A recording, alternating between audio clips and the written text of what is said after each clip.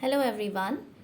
This is Shilpa Sharma, lecturer, Human Resource Department, Cimage Group of Institutions, Patna. In this video, I am going to talk about one concept of management, which is the span of management. What is span of management? Span of management is the number of subordinates which can be effectively managed by his superior. This is known as span of management. Now, this word span of management is used interchangeably with the word span of control also sometimes.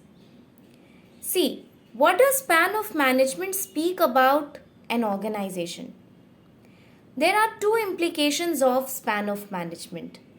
The first is that it speaks about an individual manager's capability, and second, it also gives implications about the structure of organization.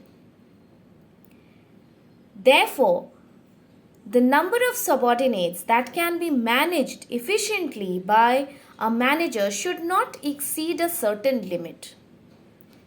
Though management thinkers have definitely agreed to the fact that span of management is a word and is an important concept in management, but they are not unanimously agreeing on the numbers of it, means the number which should be put under one manager. This is because there are various factors that affect span of management. For example, even the capacity of managing, means the capacity of a superior who is managing.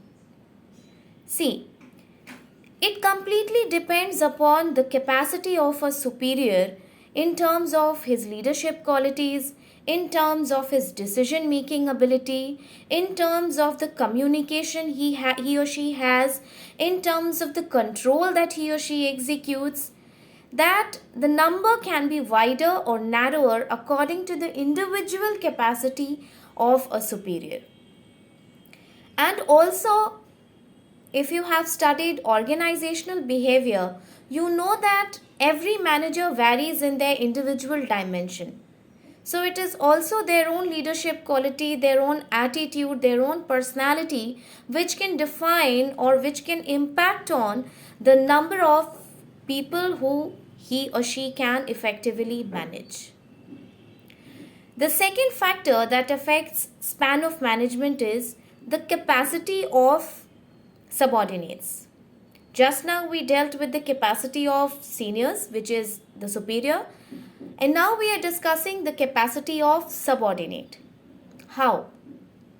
See, if the subordinates are well trained, of course they will need less supervision, less time, less direction by his or her superior. The second, and if they are not trained, the vice versa, which will affect the wider or narrower span of management.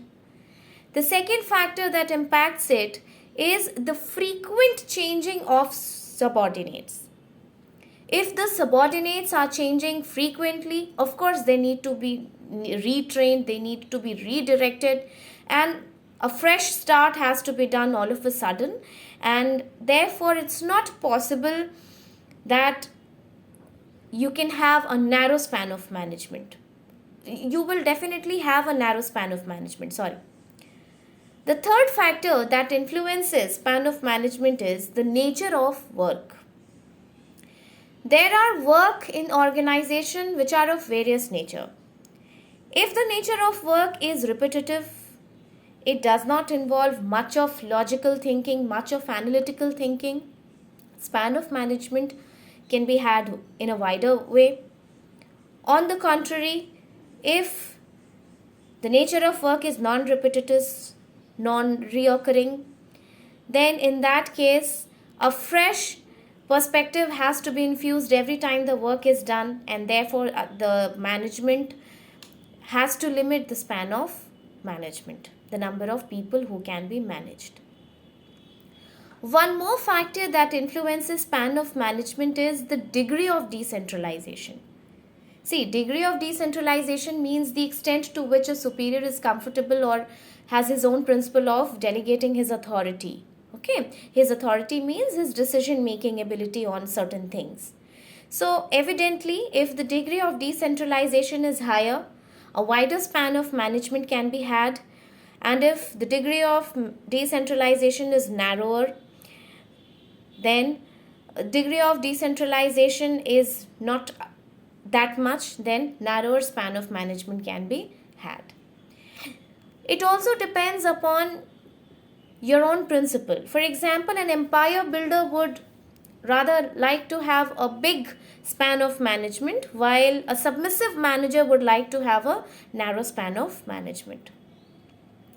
There's yet another factor, which is communication. See, if the communication has to be done face to face, individually, then the manager has to give more time as his input to his team. But if the communication can be done through emails, through letters, then wider span can be had. The latter is a technique which is being widely used nowadays in the organization. Sometimes it is also seen that and it is also very uncommon to see it in organization that one subordinate is receiving directions from more than one superior. So sometimes it can be confusing, it can cause chaos, but more often than not, if it is managed effectively through proper technique, what happens is that it can reduce the burden of a manager, and hence it can lead to a wider span of management. Sometimes the use of staff assistants also who work on behalf of manager, of course not on the crucial matters, but on something which is not as crucial as something that has to be dealt exclusively by the managers. So sometimes when staff assistance is taken to take information, to process that information, and to give out instructions on behalf of a manager, we see that the load of a manager is little bit elevated, and therefore we can have a wider span of management in that case, and vice versa. I hope you understood the concept of span of management, because these days it's not just about working individually in the organization, but it is completely a teamwork. So a manager has to take the entire team, because a team is only as good as each of its members. Thank you.